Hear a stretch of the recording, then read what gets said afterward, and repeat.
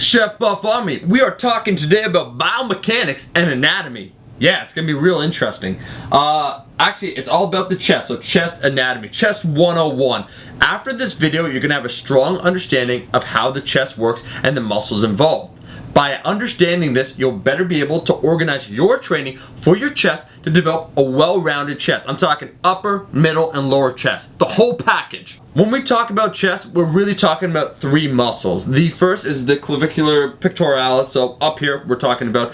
Then the pec major, which covers the middle to lower portion, and finally the pec minor, which we're not really going to focus on. We're trying to simplify the concepts here. We can further divide the chest by different areas for the sake of simplicity. So we talk about the upper chest, the middle chest, and then finally the lower chest. So I'm going to break down the different muscle fibers involved, which muscles are involved, and their different actions.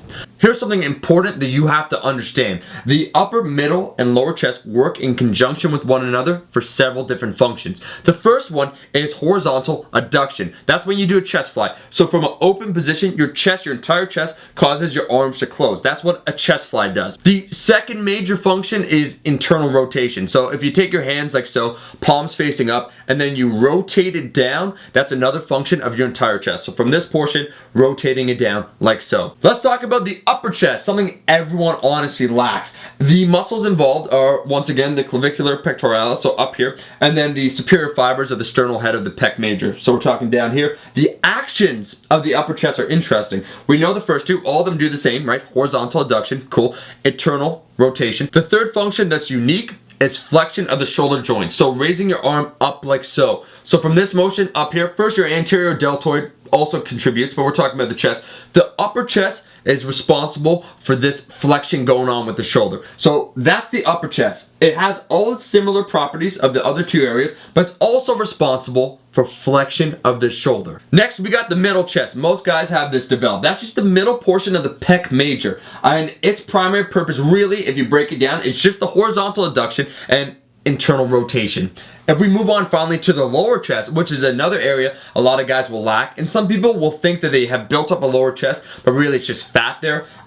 It's just the inferior portion of the pec major, so it's down here. That's cool. It does the second and first primary function, once again, the horizontal adduction and internal rotation. However, what's unique about the lower chest is that it assists in shoulder extension, bringing the shoulder down. So if we look at the upper chest and we consider that it's responsible for flexion, we look at the lower chest and we see it's responsible for extension, lowering it down. Okay, now I threw a bunch of words at you and you're going, what the fuck?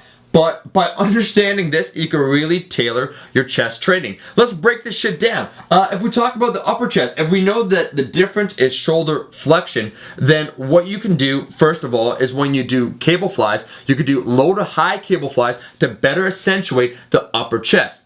In addition to that, look at my hand right here. If this is straight out and I slightly raise it up, I'm causing flexion to occur in the shoulder. All right, what does that kind of resemble to you right here, this angle, an incline bench press. This is why an incline bench press helps train your upper chest. And that's why I'm a big fan of doing a shallow incline in order to put more stress on the upper chest rather than on the shoulder, the anterior deltoid. If we look at the lower chest, how to target that, it's the opposite. So if flexion's really good for the upper chest, so keeping it up here, an incline bench press, what's the opposite? A decline bench press for the extension. That's why a decline bench press and variations of the dip are very good to target the lower chest. And let's face it, the middle chest is usually developed first, so we have no problems there. Your standard bench press with all its different variations will definitely assist in that, as well as doing flies. This is the important shit right here, anatomy and biomechanics, the science that you actually can apply for yourself to get better results. This is my first anatomy video. Don't know if it'll be popular. If you guys want to see more videos like this, make sure to like this video and leave a comment. And if you want me to go into more detail with regards to the chest, what exercises you should do for each area,